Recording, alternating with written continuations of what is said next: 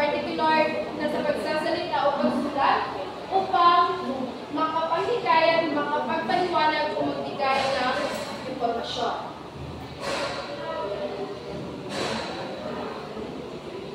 So dito, ay tatalakayin natin ang mga iba't ibang elemento ng retorika. Una ay ang paksa. Pangalawa ay ang kaayusan ng mga bahagi, estilo, share knowledge o kaalamang taglay, pareho ng manunulat ng audience, at ang paglilipad ng mensahe. So, una ay ang paksa. So, ano nga ba ang paksa? So, ang paksa ay ang pinag-uusapan katulad ng sa pagsulat ng isang pahayag o ng isang ginawang argumentong talakayan. So, ito ay ang napaka-mahalagang bahagi ng isang talakayan o komposisyon ng mga argumento ating sinusulat na nagbibigay ng sentrong ideya o tema, nagbibigay daan sa isang talumpati, salaysay o diskusyon. So, ano nga ba ang paksa? Ano sa na siya? Title market. No? No? Paksa is the topic, tema na ating main topic na tinatalakay sa ating ginagawang argument or mga talakayan o diskusyon.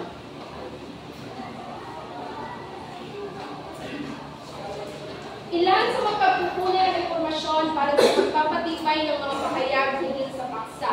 Una ay mga encyclopedia.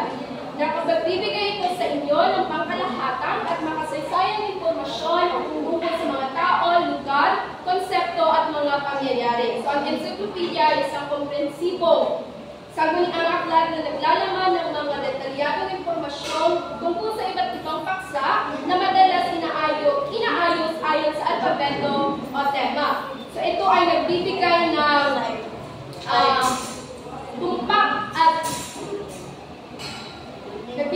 tumpak at maasang impormasyon tungkol sa iba't ibang paksa na nagiging mahalagang sanggunian para sa pananaliksik, edukasyon at pangkalahatang kaalaman. So, ang pangalawa ay mga leksyonaryo na maaari mong makita rito ang kahulugan ng salita, ang kasaysayan ng pagbabago ng kahulugan at mga etymolohiya o pinagmulang lingwistiko kahulugan. So, dito natin mahahanap o makikita ang mga kahulugan ng isang salita na ating ginagamit sa pagsusulat ng retorika. Pangatlo ay mga alminyang tungkol at taunang aklat sa estadistika. So, dito nagtataglay naman ng mga impormasyong kadalasan pag isang taon na nilito ng iba't ibang ahensya. So, ang nilalaman ng isa't linya o taunang aklat sa estadistika ay petsa ng kalendaryo, mga pangyayari o datos ng mga ekonomiya, politika at sports. So, ang pang-apat ay ang internet. So, dito naman natin makukuha ang napakaraming impormasyon. Ito ang ginagamit natin upang makahanap ng mas mabilis na impormasyon. But before that, may mga dapat tayong tandaan sa paggamit ng internet. So, una, otoridad. Alamin natin kung saan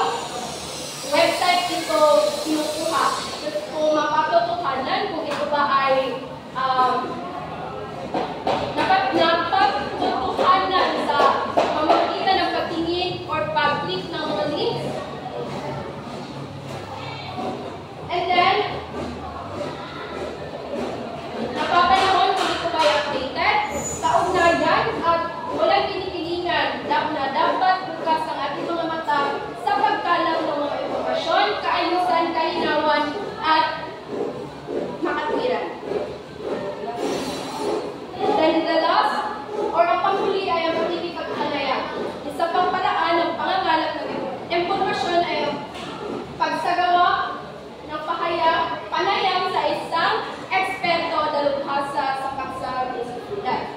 So, dito natin malalaman or ito ay isang paraan din na pangangalan ng mga impormasyon hingil sa pagsasagawa ng isang panayam sa isang eksperto o dalubhasa sa paksa ating isusulat. So, ngayon, dadako naman tayo sa kaayusan ng mga bahagi. So, ang kaayusan ng mga bahagi ay ang pagkakasunod-sunod ng mga ideya sa pagbuo ng isang sulatin o paksang sinusuri. So, dito sa kaayusan ng bahagi, kung tayo ay gagawa ng refleksyon, diba, sa loob ng isang refleksyon ay may introduction, body, and conclusion. So, dito, dapat may introduction, which is the introduction, katawan, body, which is the katawan, and then conclusion, which is the conclusion. So, may balagtas na isang sulatin. So, kung kayo ay gagawa ng isang reflection, una ay ang introduction. Sa paggawa ng introduction sa titik A, pag-ugad ng pahayag or libuhang mga pahayag ng isulat, pagpapahayag ng thesis o opinion at ang pagpapakita ng sumusuportang ideya. So, halimbawa, mga suliranin sa panonood ng pelikula. So, ang iyong ilalagay sa introduction, sa titik A, sa kasulukuyang panahon, isa sa mga hinahihilig ng mga tao ay manonood ng pelikula. Muna siya ay utang ninyo sa introduction or sa introduction. Pero sa titik B, mahilig ako manood ng pelikula pero mas gusto ko panoorin ito sa bahay. Dili mo direksyon sa discussion kung di magpapahayag na kayo ng inyong thesis o opinion. Then, susunod ay ang katawan. So, sa titik A, unang pangsuportang ideya ay ang paglilipat o ang paksang pangungusap, discussion, halimbawa, pagsusuri, at ang conclusion ay isang optional lamang. So, dito, sa katawan, inyong ibutang or inyong discussion na ibutang, ang halimbawa ay mga palakit sa panahon ng pelikula sa sinihan, masamang panahon, masamang biyahe at problema sa trapiko, at ang mga kampila sa pagtingin ng ticket. So, kung may unang pansuportang ideya, mayroon rin pangalawa at pangatlong pansuportang ideya kung kayo ay kung kayo ay susulat ng isang katawan or body.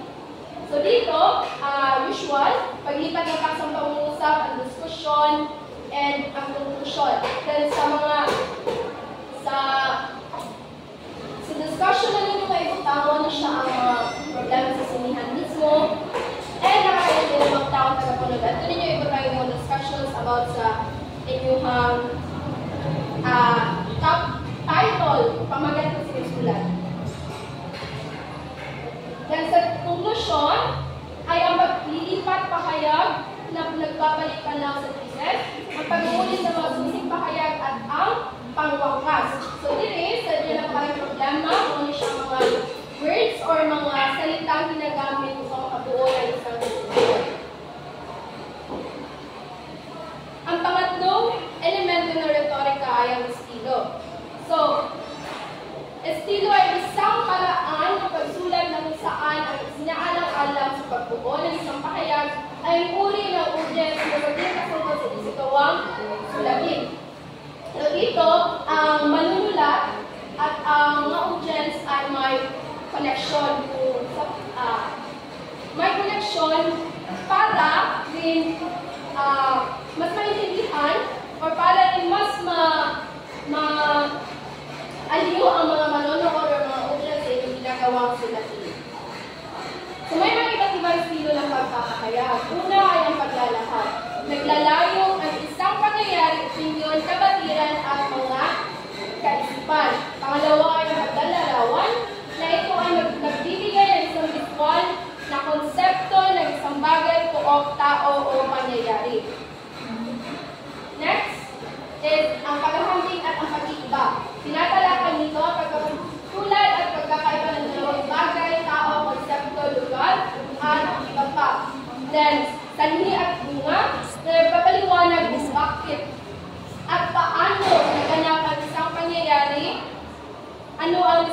nito. Then pagsasalaysay, na nagsasabi ng isang kwento, pangangatwiran, isang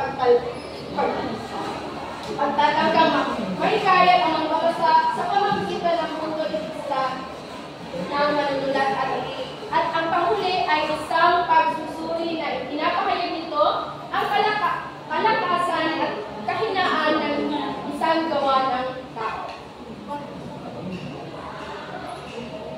Ang pang-apat ay shared knowledge o kaalamang taglay pareho ng manunulat at audience.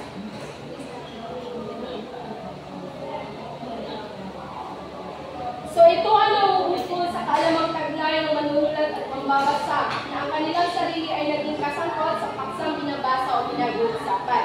So ang manunulat at ang magbabasa ay may shared knowledge. Ilan dito ay ang kultura, wika at pangyayari, paniniwala at kaugnayan. So dito, malaki nga may tutulong nito sa pagsulat ng isang takha na nagiging target nito ay ang paksang ating sinusulat. At ang panglima o ang panghuli sa mga elemento ng retorika ay paglilipat ng mensahe. So dapat iwasan na masyadong maraming informasyon, which is direct the clear information, yung sikapin na may kaisahan ng paksa, lumikha ng mga madaling pantandalang paligala, kailangan magkakaroon pansin ng introduction, kailangan makinig lamang at malaman ang konklusyon, magsalaysay ng kahit isang kwento o anekdota, at iwasan ang paglalahad sa halip ay maging liyaw. So, dito, may mga dapat sa alang-alang sa pagsasagawa ng isang presentasyon. So, ang una, pumunta sa lokasyon ng presentasyon at tignan ang sound system at plataforma. Pangalawa ay alamin kung kayo nagsasalita at kung sino ang magpapakilala sa iyo, and then mag-ingat na oras sa rin kalupati para sa mga description ng programa at gumamit ng mga malaking notes, sumulat din ng mga lalaki. Huwag sa ulo, maging pamilyar sa pagbungat at pangwakas na pananalita at normal lamang ang nervousin sa paglilipat ng isang mensahe o isang impormasyon at dapat rin kilalanin iyong mga audience, mga kabaruan, mga paninitigan at ang dami nito.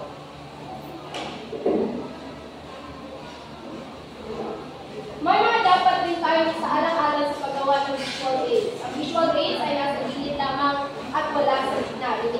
Then, limitahan ang visual aids, huwag kausapin, force, ilagay ang visual aids sa lugar na makikita ng lahat ng mga audience, huwag lagyan ng maraming salita, humayag ng tiyak na salita sa pinakasusing paglalatawan sa iyong visual aids at gamitin ito upang kapag kailangan at alisin ito sa takdang oras at maging handa sa pagbibigay ng talumpati kung sakaling makapagdala sa teknolohiya at iwasan gumamit ng chalk o board. So, may mga mensahe sa epektibong pagsulat. Gumamit ng mga epektibong pagpapakaya, ng passive information, gumamit ng mga pagbuhat sa bawat salita,